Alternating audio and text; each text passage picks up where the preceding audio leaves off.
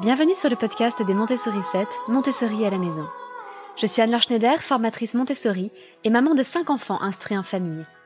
Ma mission, c'est d'aider les parents, les assistantes maternelles, bref, tous ceux que dans notre communauté nous appelons des sourissettes, à mettre en pratique la philosophie Montessori chez eux, avec leurs enfants ou les enfants qu'ils gardent. Dans ce podcast, nous parlerons donc de pédagogie Montessori, mais aussi de discipline positive, d'instruction en famille, ce que l'on appelle aussi l'école à la maison, de co-schooling et de bien d'autres choses encore. Merci à tous de me retrouver pour ce nouvel épisode du podcast. Comme vous le savez, si vous avez des questions sur la pédagogie Montessori, vous pouvez me laisser un petit message en me posant vos questions et un peu plus tard, lorsque mon planning le permet, j'y réponds dans un épisode du podcast. Et c'est ce qu'a fait Angélique il y a quelque temps. Elle m'a laissé ce petit message sur le répondeur du podcast. Je vous laisse l'écouter. Bonjour Anne-Laure, je me permets encore de vous poser une question. Dans la pédagogie Montessori, les enfants apprennent à lire en cursive et ils découvrent après le script, l'écriture script. Est-ce que vous pourriez en quelques mots rapides nous expliquer le pourquoi de la lecture d'abord en cursive? Est-ce qu'il y a des fondements scientifiques, neurologiques à ce choix? Voilà, j'imagine que vous l'abordez dans votre formation langage écrit, mais voilà, si vous avez quelques mots pour nous l'expliquer, je serai preneuse. Merci beaucoup et un grand merci pour vos podcasts et toutes les réponses que vous nous apportez. Petite précision avant de rentrer dans le vif du sujet, parce qu'Angélique semble très au clair là-dessus, mais ça n'est peut-être pas votre cas. Qu'est-ce que l'on entend par police script? Qu'est-ce que l'on entend par police cursive? Même si dans script, vous entendez écrit, en réalité, la police script, c'est la police d'ordinateur, les lettres d'imprimerie, les majuscules bâtons. Tout ça, cela appartient à la police script. Et la police cursive, c'est la police que la plupart d'entre nous utilisons lorsque nous écrivons à la main. Certains écrivent avec des lettres script. Ça arrive, mais la police d'écriture la plus fréquente est ce qu'on appelle l'écriture cursive, où les lettres sont toutes attachées entre elles, et le mot cursive vient du fait que la main court sur le cahier, sur la feuille. Les lettres sont toutes attachées entre elles de façon fluide. Et la police script pour les ordinateurs, ou à l'époque les imprimeries, n'avait pour but que d'imiter la police cursive, de façon à ce que ça reste facile à composer sur les premières modes d'impression comme l'imprimerie de Gutenberg. Alors ça tombe bien, car c'est un sujet que j'avais envie d'aborder depuis longtemps. Car oui, on associe souvent livre Montessori et police cursive, au point qu'on s'imagine parfois que c'est totalement interchangeable, qu'un livre Montessori est forcément en cursive et qu'un livre en cursive est forcément Montessori. Les choses sont évidemment un petit peu plus complexes que ça. Et non, ce n'est pas un caprice de Maria Montessori. Ça n'est pas une lubie des éducateurs montessoriens. Et il y a effectivement de véritables raisons derrière l'utilisation de la police cursive, comme on le fait dans la pédagogie Montessori. Avec cependant des limites que je poserai. Donc ce que je voudrais aujourd'hui, c'est partager tout d'abord avec vous les grandes raisons scientifiques, les arguments qui ont été maintenant démontrés par la recherche, qui poussent à encourager la lecture en cursive au démarrage, et pourquoi on fonctionne comme ça dans la pédagogie Montessori. Et puis dans un deuxième temps, je partagerai avec vous mes meilleures recommandations de livres écrits en cursive, car je sais que c'est quelque chose de compliqué. Je me rappellerai toujours le jour où je suis allée dans une librairie, une merveilleuse librairie pour enfants, c'était à Aix-en-Provence, et où j'ai demandé à la libraire ce qu'elle pouvait me conseiller comme livre écrit en cursive. Et là, je l'ai sentie totalement désemparée, car évidemment, elle n'avait jamais trié ses livres suivant ce critère-là. Elle pouvait me proposer des livres sur des thèmes spécifiques, elle pouvait me proposer des livres avec des héros particuliers, mais elle n'avait aucune idée, en fait, si tel ou tel livre était écrit en script ou en cursif. Donc à chaque fois, il fallait ouvrir les livres pour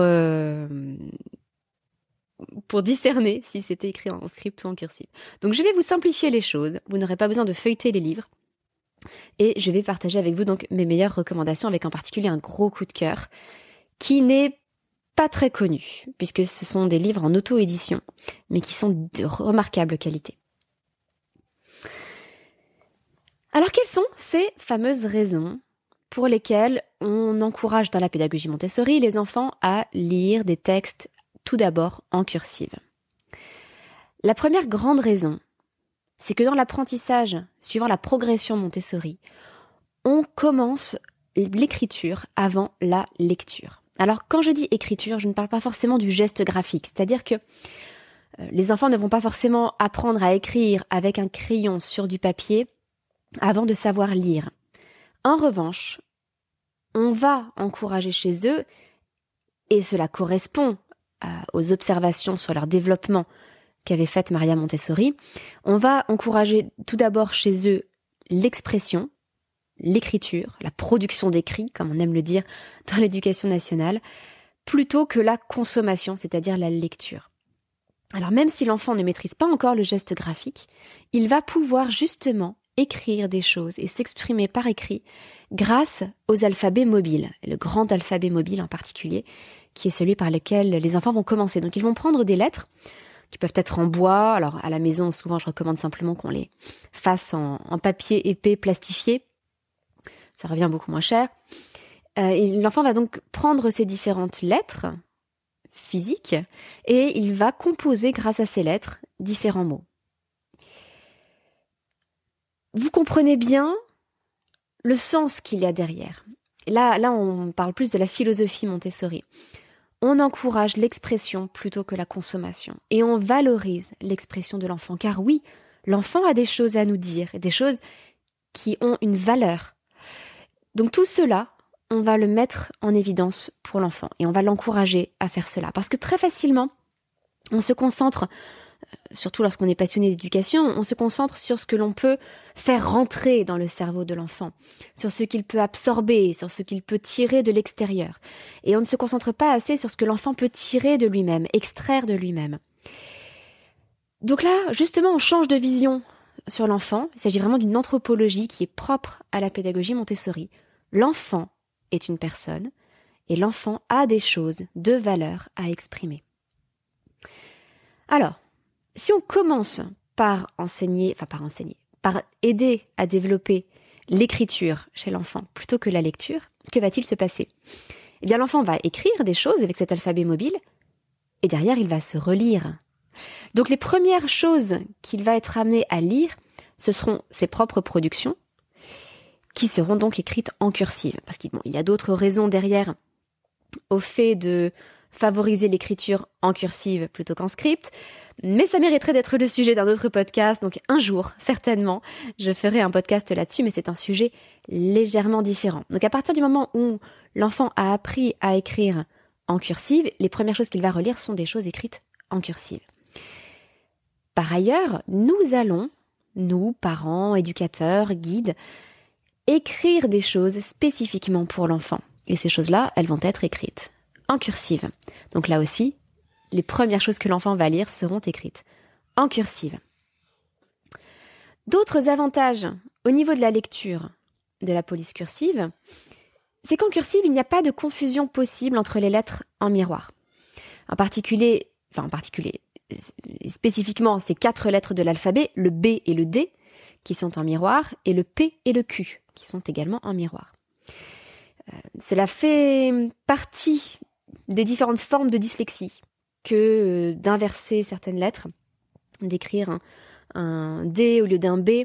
La dyslexie peut prendre différentes formes. Et donc, le fait de lire et d'écrire aussi, mais de lire en script, risque de renforcer ce type de dyslexie, ou ce type de caractéristique de dyslexie, ou de créer ce que j'appellerais une fausse dyslexie. C'est-à-dire que parfois les enfants ne sont pas vraiment dyslexiques, mais ils présentent des caractéristiques qui inquiètent les enseignants ou inquiètent les parents parce qu'elles se rapprochent beaucoup d'une vraie dyslexie. Alors on maîtrise encore mal les caractéristiques de la dyslexie. Est-ce qu'il y aurait des choses innées dans le cerveau? En tout cas, le cerveau est modifié lorsqu'on est dyslexique. Et j'allais dire peu importe, qu'il s'agisse d'une dyslexie ou pas, qu'on place cette étiquette ou pas, dans tous les cas, ce problème des lettres en miroir est une difficulté supplémentaire que l'on va rajouter à l'enfant avec la lecture en script, alors qu'elle ne sera absolument pas présente dans l'écriture en cursive. Parce que le B et le D en cursive n'ont rien à voir. On ne risque pas de les confondre, même si l'enfant inverse les lettres en miroir. Le B en miroir n'a rien à voir avec le D. Idem pour le P et le Q. Donc la cursive permet à l'enfant de ne pas faire ces confusions-là et ça lui simplifie les choses. Plus tard, lorsque son cerveau se sera adapté et aura dépassé ce stade où il voit en miroir, la lecture script ne posera plus aucun problème et il pourra toujours rattacher dans sa tête la lettre B script à sa version en cursive. Et à ce moment-là, la distinction sera évidente. Donc au moins passer par la lecture en cursive permet d'éviter toutes ces confusions entre le B et le D, le P et le Q. Et ça évite de passer par des petites astuces qu'on voit souvent à l'école, comme le B a un bidon et le D a un dos. Plutôt que d'apprendre des astuces qui sont des béquilles et qui sont des freins à l'apprentissage, autant apprendre directement des choses qui sont simples et claires. Un autre inconvénient de la police script pour la lecture, c'est que les lettres ne sont pas attachées. Et cela rend les choses plus difficiles pour un enfant, en particulier pour séparer les mots. Car entre chaque lettre, il y a un espace. Et entre les mots, il y a simplement un espace un petit peu plus grand. Ce qui n'est pas forcément évident, simple ou clair pour le jeune enfant. Alors que dans la police cursive, c'est très simple, si les lettres sont attachées, elles forment un mot. S'il y a un espace, eh bien, on passe à un nouveau mot. Donc là aussi, le fait qu'il y ait un espace entre les différentes lettres va venir renforcer une autre caractéristique de certaines formes de dyslexie, qui est que certains enfants intervertissent des lettres dans le mot lorsqu'ils lisent, et également lorsqu'ils écrivent. Dans la dyslexie, on parle de problèmes de lecture. Puisque les lettres ne sont pas attachées, le cerveau peut plus facilement les intervertir. Lorsqu'elles sont attachées, il y a littéralement un fil directeur, le fil d'écriture, qui permet de suivre les lettres dans l'ordre. Donc les interversions de lettres sont moins fréquentes avec de la lecture en cursive. Et puis, deux objections que l'on fait souvent. La première, c'est de se dire, eh bien après tout, autant apprendre l'écriture en script d'abord, et faire de la lecture du coup en script, et puis ensuite apprendre l'écriture cursive. C'est ce que l'on fait par exemple au Canada, où les élèves passent d'abord par souvent une année d'écriture script, puis une année d'écriture cursive. C'est aussi ce que nous faisons en France, où nous avons adopté une police un petit peu bâtarde, puisque l'écriture officielle de l'éducation nationale consiste à utiliser des majuscules d'imprimerie, donc des majuscules script, et des minuscules cursives, donc des minuscules comme on les écrit à la main. Bon, je le regrette, c'est un autre débat, mais on peut se poser cette question. Après tout, ne faudrait-il pas apprendre d'abord à écrire en script pour pouvoir lire en script, puisque nous sommes dans une culture essentiellement de l'écrit imprimé, et les enfants vont être davantage confrontés, et sont davantage confrontés au quotidien, à de l'écriture script. Alors pourquoi pas? L'argument se défend. Mais justement, je vais vous parler du Canada. Des chercheuses canadiennes ont justement étudié cette question, en comparant des groupes qui avaient appris d'abord le script puis la cursive, un groupe qui n'avait appris que la police script et un groupe qui n'avait appris que l'écriture cursive. Eh bien, en réalité, ce double apprentissage, script puis cursive, est totalement contre-productif. C'est beaucoup moins efficace pour que l'enfant sache écrire, parce que c'est quand même le but, que l'enfant sache écrire plus vite, mieux, avec une meilleure syntaxe, une meilleure orthographe. Il vaut mieux donc apprendre uniquement en cursif. Parce que là aussi, entre les deux groupes, ceux qui n'ont appris qu'en cursif et ceux qui n'ont appris qu'en script, c'est le groupe où les enfants ont appris en cursif qui avait de meilleurs résultats en orthographe et en syntaxe. Il y a par ailleurs bien d'autres avantages à écrire en cursive. Comme je vous l'ai dit, j'en parlerai sûrement un jour à l'avenir dans un futur podcast. Mais en tout cas, il serait contre-productif de vouloir apprendre aux enfants d'abord le script puis la cursive. On perdrait en fait beaucoup de temps. Et un deuxième contre-argument que l'on peut apporter à cet intérêt de la cursive, c'est de se dire que ça va nuire à l'apprentissage de la lecture normale, c'est-à-dire de la lecture en script, qui, comme je vous le disais, est quand même le type de lecture que l'on fera quasiment tout le temps. C'est vrai qu'on lit plus souvent un livre qu'une lettre écrite. Aujourd'hui, on envoie très peu de lettres manuscrites, on envoie des mails. Donc on pourrait se dire que l'apprentissage de l'écriture cursive nuit à l'apprentissage de la lecture script plus tard. Là encore, les mêmes chercheuses, et je vais vous mettre tous les liens vers leurs recherches dans les notes de cet épisode, surtout allez les consulter. En particulier, elles ont écrit un article de vulgarisation sur la première étude que j'ai mentionnée. Donc c'est très facile à comprendre. Et ces chercheuses, dont l'une est titulaire de la chaire de recherche de l'université de Sherbrooke sur, je ne sais plus l'intitulé exact, mais justement sur l'apprentissage de la lecture et de l'écriture chez le jeune enfant, donc c'est une spécialiste du domaine, elles ont étudié cette question. Est-ce que l'apprentissage de la lecture cursive ne nuirait pas à la lecture script derrière ? Et en réalité, aucun souci, les enfants font très facilement le transfert entre les deux, de la cursive vers la script. En réalité, il n'y a que 4 lettres qui sont vraiment différentes dans l'écriture cursive et dans l'écriture script. Le Z, le R, le S et le B. Donc au final, on n'a que ces 4 lettres réellement à apprendre. Le reste se devine très bien, c'est-à-dire que lorsque vous voyez la lettre Q, par exemple, en cursive ou en script, c'est quasiment la même chose. À partir du moment où vous avez déjà vu la lettre en cursive, comme le A, la version script vous paraît relativement évidente. Donc ça n'est absolument pas compliqué de passer d'une écriture cursive à une lecture en script.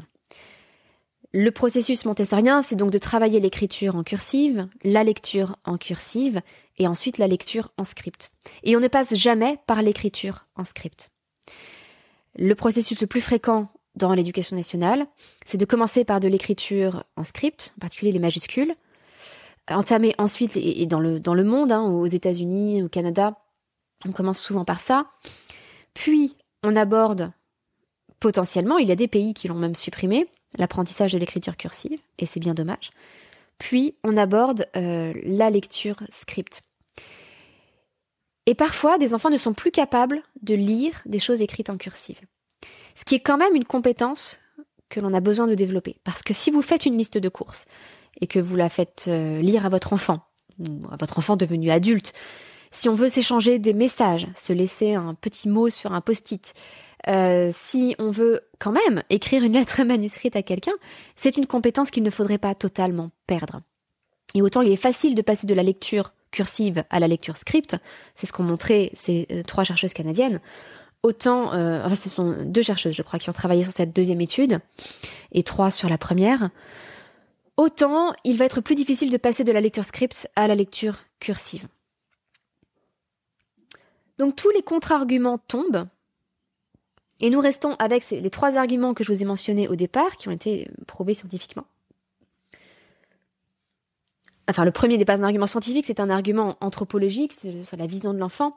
Si l'on développe d'abord l'écriture avant la lecture, avec l'idée que l'expression de l'enfant est aussi importante que ce qu'il va pouvoir retirer de ce que d'autres ont écrit pour lui, à ce moment-là, il est important qu'il puisse se relire, ou alors écrire ce que nous écrivons spécifiquement pour lui et non pas un contenu général, préformaté et qui ne lui est pas individuellement destiné. Car un livre, ça n'est pas personnellement destiné à tel enfant.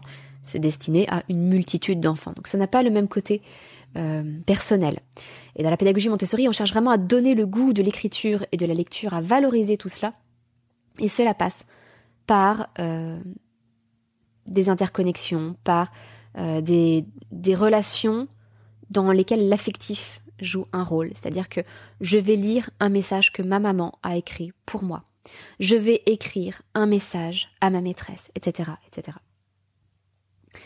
Le deuxième argument, donc le premier argument, c'était que l'enfant puisse se relire et puisse lire ce qu'on a écrit spécifiquement pour lui. Le deuxième argument, c'est que la cursive évite les confusions de lettres en miroir, comme le B, D, P et Q. Et le troisième argument, c'est que lorsque les lettres ne sont pas attachées, en lecture, il y a un risque d'interversion des lettres et une difficulté à séparer les mots entre eux. Et donc ces trois arguments nous montrent que passer par une lecture script, ça peut développer chez l'enfant une dyslexie ou des caractéristiques assez proches d'une vraie dyslexie. Et que du coup, cela risque de le décourager. Alors, je ne veux pas pour autant jeter l'anathème sur tous les livres écrits en script.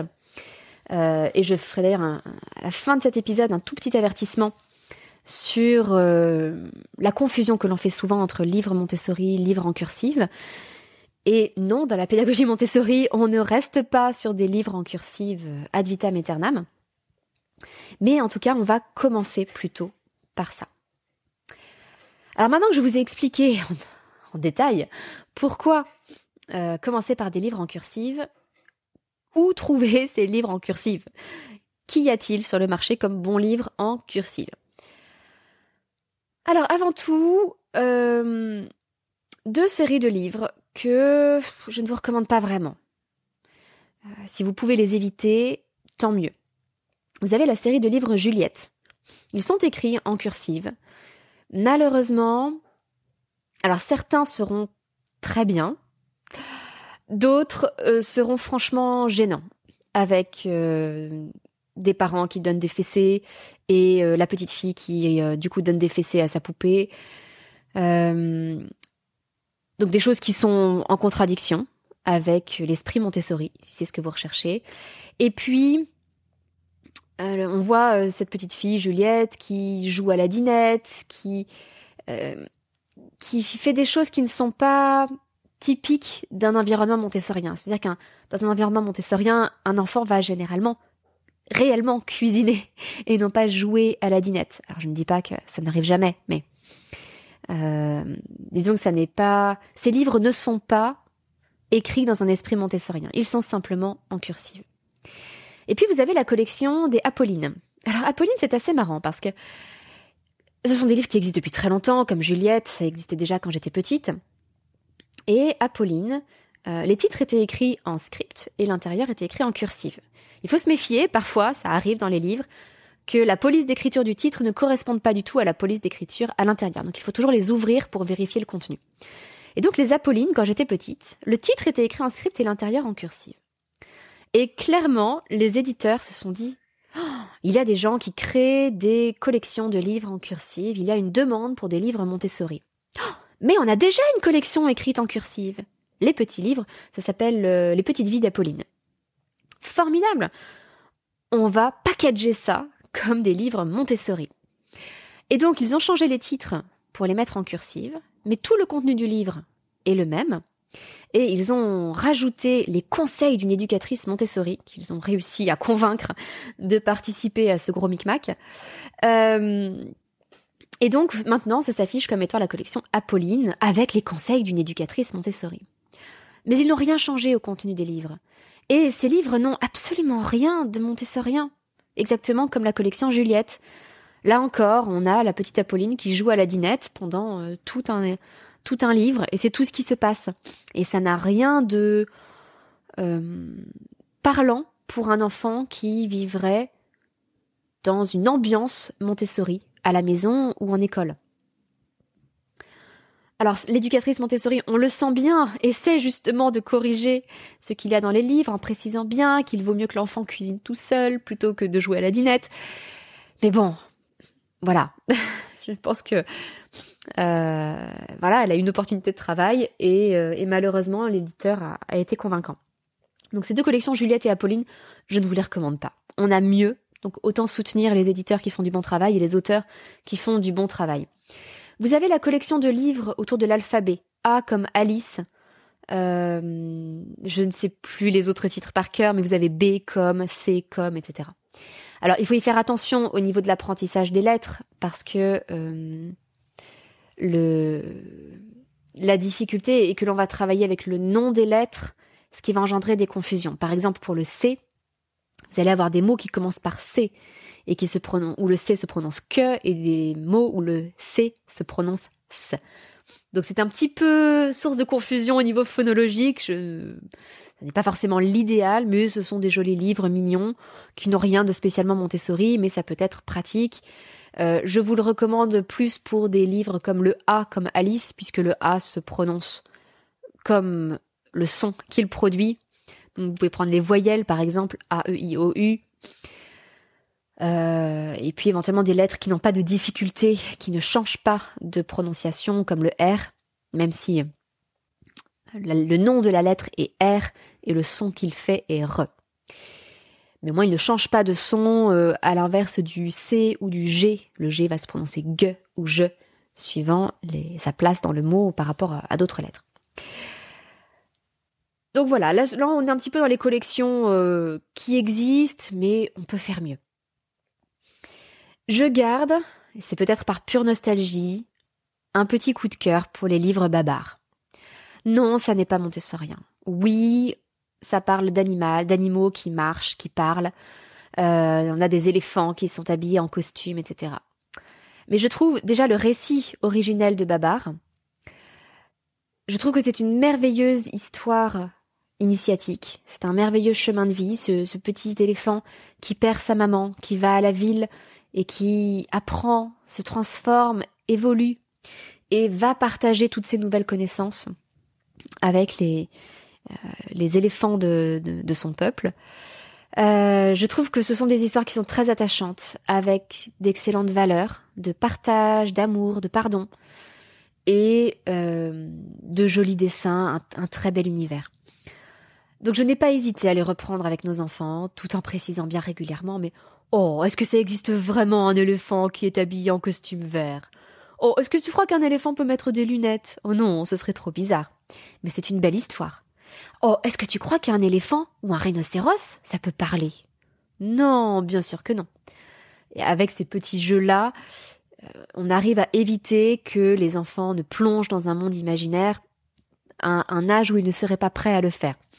Je vous renvoie là-dessus vers mon article sur l'imaginaire et l'imagination, dans lequel je vous parle justement des livres avec des animaux qui parlent, etc., que l'on évite dans la pédagogie Montessori avant 6 ans.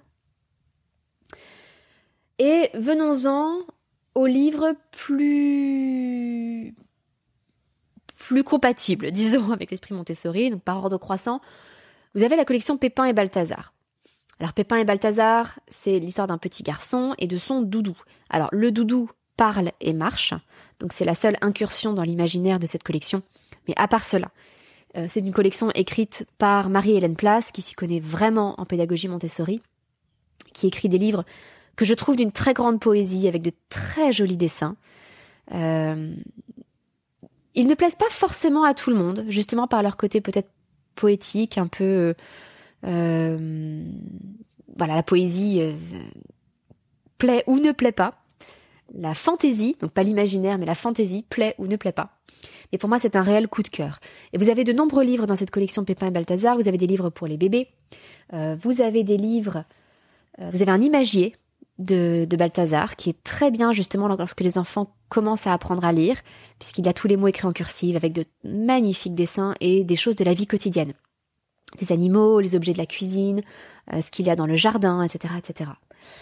Et puis vous avez des livres pour un petit peu plus grands, des livres sur le temps qui passe, sur les couleurs, Pépin et Balthazar prépare Noël, etc. Donc ce sont de très très belles histoires, je trouve. Vous trouverez d'ailleurs les liens vers ces collections, alors y compris vers les collections que je ne recommande pas, simplement pour que vous puissiez voir à quoi ça ressemble. Ça ne veut pas dire que je vous encourage à les acheter.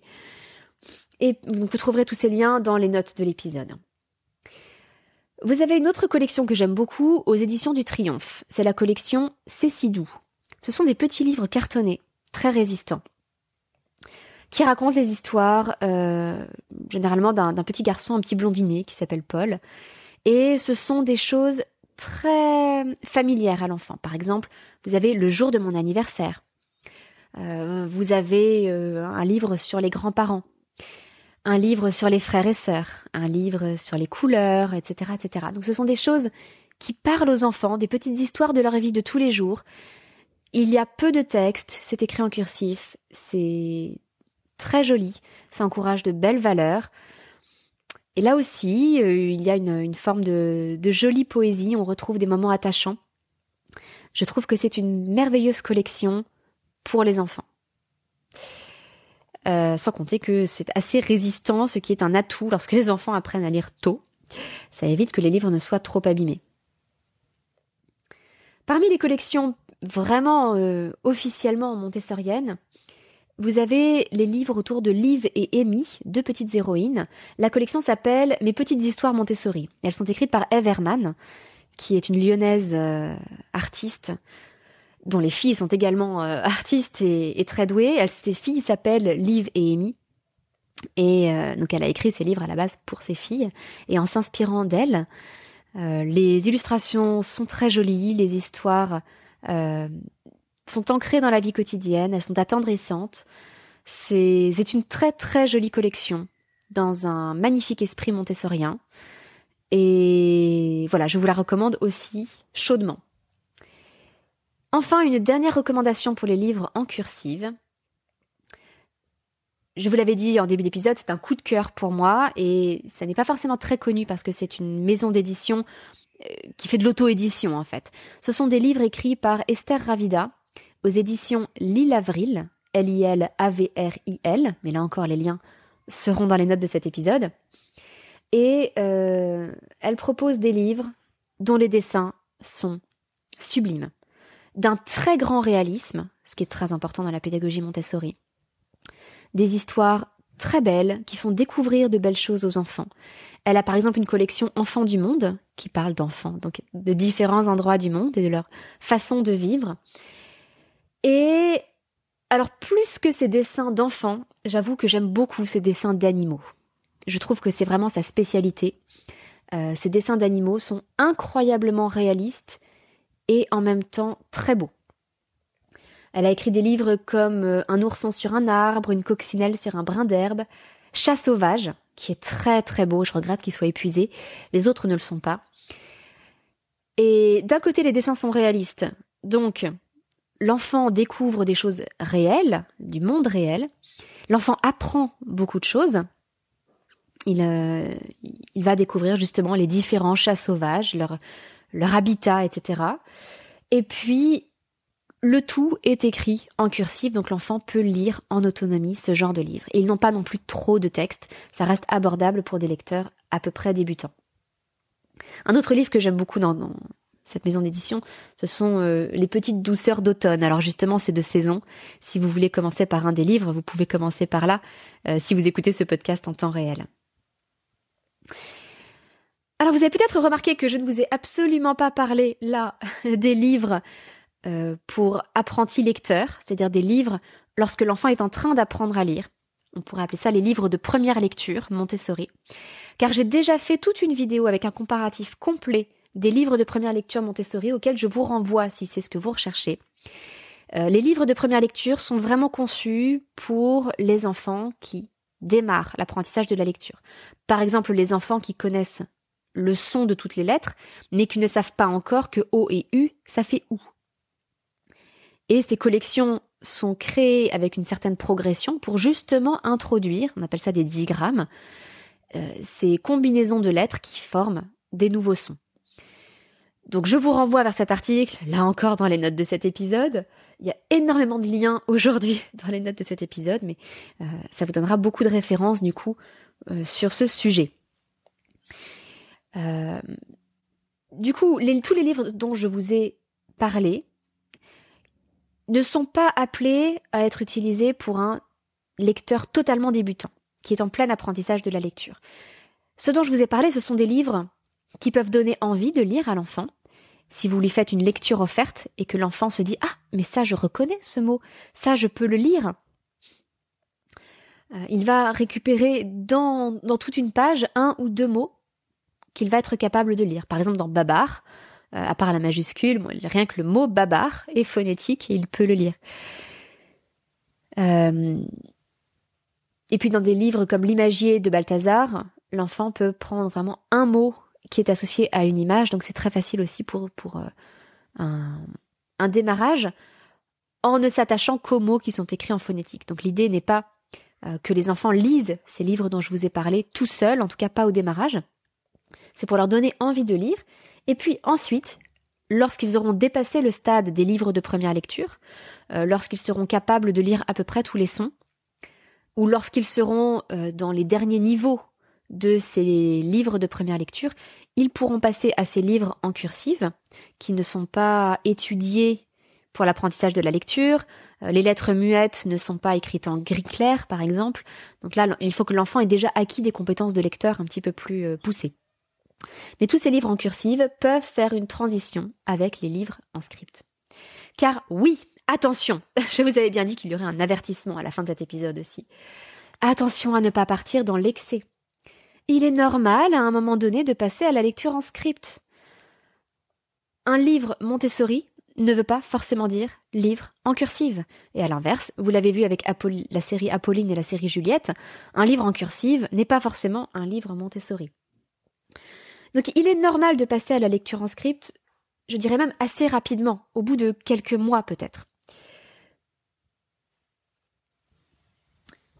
On présente à l'enfant, lorsqu'on veut faire cette transition, ce qu'on appelle les 4 alphabets. L'alphabet minuscule cursive, majuscule cursive, minuscule script et majuscule script. Et l'enfant n'apprend jamais à écrire un script, il apprend simplement les correspondances entre ces alphabets, script et cursive. Et on voit bien, on retrouve le résultat de l'étude dont je vous parlais un peu plus tôt, on voit bien lorsqu'on présente ce travail des 4 alphabets que l'enfant reconnaît naturellement la lettre script qui va naturellement s'associer à la lettre cursive. Et une fois que l'on a fait ce travail, qui est assez rapide, les enfants passent quasi immédiatement à la lecture en script. C'est une transition qui est très rapide, très efficace, et donc il n'y a pas besoin de s'éterniser non plus sur des livres en cursive. Alors ça n'empêche pas de conserver ou de poursuivre ces très belles collections, comme celle des éditions L'Île-Avril, pour le plaisir des illustrations, la beauté du texte, etc. Même chose pour la collection Liv et Amy, Cécidou ou Pépin et Balthazar. Ce sont vraiment les 4 collections le plus dans l'esprit Montessori et que je vous recommande par-dessus tout. Mais n'hésitez pas à passer, au bout d'un moment, à des livres en script. Et il y a des livres montessoriens qui sont de très bonne qualité, qui sont écrits en script. Et je voulais du coup faire ce petit complément et vous recommander la collection Ma bibliothèque Montessori chez la librairie des écoles. Ce sont des petits livres qui sont vraiment ancrés dans la vie quotidienne des enfants. Ils apprennent beaucoup de choses dedans. Il y a par exemple un livre qui s'appelle 100 petits cailloux, je crois, ou 100 cailloux, où les enfants découvrent toutes sortes de pierres différentes, comme la pyrite par exemple. Et puis ils s'entraînent à compter ces petits cailloux, ces 100 petits cailloux. Et donc on apprend beaucoup de choses, on fait le lien entre différents apprentissages et c'est formidable que les enfants puissent lire des livres qui leur parlent de situations de la vie quotidienne. Il y a aussi un livre qui s'appelle La tarte tatin-tatin, où la tarte tatin se renverse une fois de trop. Et ce sont des situations de la vie quotidienne qui correspondent vraiment à ce que vit un enfant qui est plongé dans une ambiance Montessori dans sa famille ou à l'école. Et donc c'est une collection de très belle qualité et elle est écrite en script. J'aurais pu dire même si elle est écrite en script, mais non, et elle est écrite en script. Donc si vous passez à un moment donné au livre en script, c'est une merveilleuse collection à proposer à votre enfant. Voilà, nous avons donc fait un grand panorama, tout d'abord des raisons pour lesquelles on favorise la lecture en cursive au départ de la pédagogie Montessori. Je vous ai partagé mes recommandations de collection. Et puis n'oubliez pas qu'à un moment donné, on va passer au livre en script et que livre en cursive ne signifie pas livre Montessori. Ce n'est pas le même ensemble. Ce sont des ensembles qui se rencontrent, mais l'un n'est pas inclus dans l'autre et les deux ne sont pas égaux pour les fanatiques de maths comme je le suis moi-même. Voilà pour aujourd'hui, c'était un podcast déjà relativement long. N'hésitez pas à me poser des questions si vous le souhaitez sur le petit répondeur de ce podcast dont vous avez le lien dans les notes de cet épisode. Et puis je vous donne rendez-vous la semaine prochaine pour un nouvel épisode. Bonne semaine, votre petite sourisette, Anne-Laure.